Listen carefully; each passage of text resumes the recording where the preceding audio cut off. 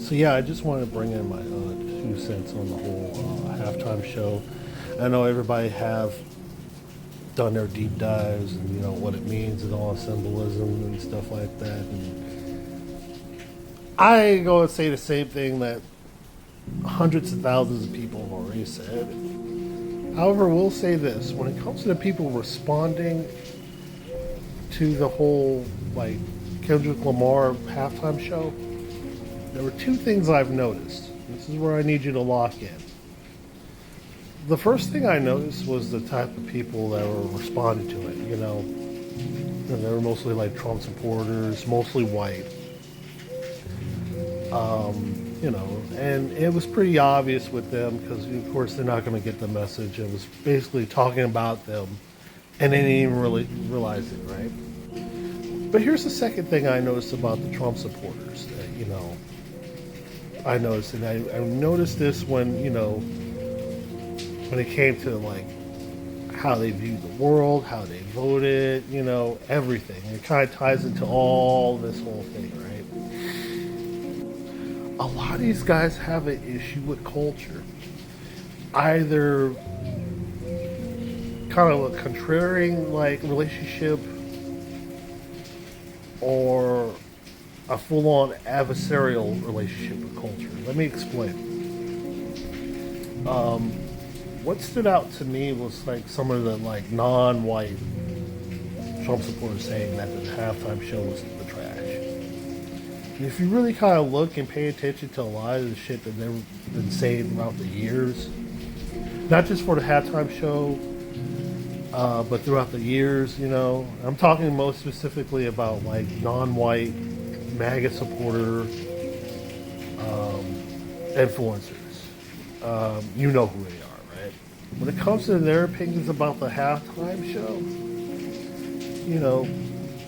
it was always against the culture, against black culture. And that's when I realized something about Trump supporters and everything, is the fact that, they don't necessarily have a culture to belong to. Or rather they do, but it kind of goes against like every other culture and stuff. So like, let me explain a little bit deeper. Stay with me on this one. Yeah, I had to sit up for this one so I can kind of gather my thoughts a little bit.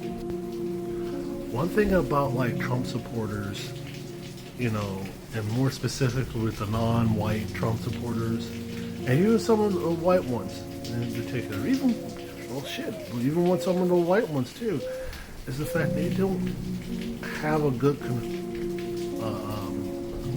relationship with the collective, in the sense of like anything that embraces like cultural collectivism and unity and like treating each other with respect and everything. They don't have a good relationship with that because they're too hyper individualistic.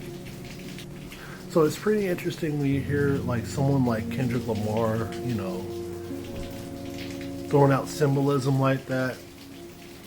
And it's funny like how like us as marginalized people, black people, brown people, indigenous people, whoever, we all get it.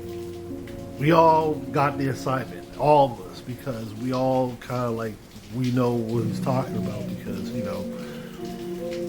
operate in like, collective unity and all this stuff. Whereas like a lot of these black Trump supporters, they don't operate like that. Like a lot of Trump supporters don't operate. Hell, I argue like all of them. And I think because like a lot of like what Trump says and what Trump believes has convinced a lot of people that, individualism and hyper individualism should take priority over like collectivism. So, and I think a lot of these Trump supporters, non-white Trump supporters especially, have a hard time reconciling that, So when they get someone like Kendrick Lamar, saying what they're saying, it's going to go over their head because, they're not part of the whole crew, aka they're not like us.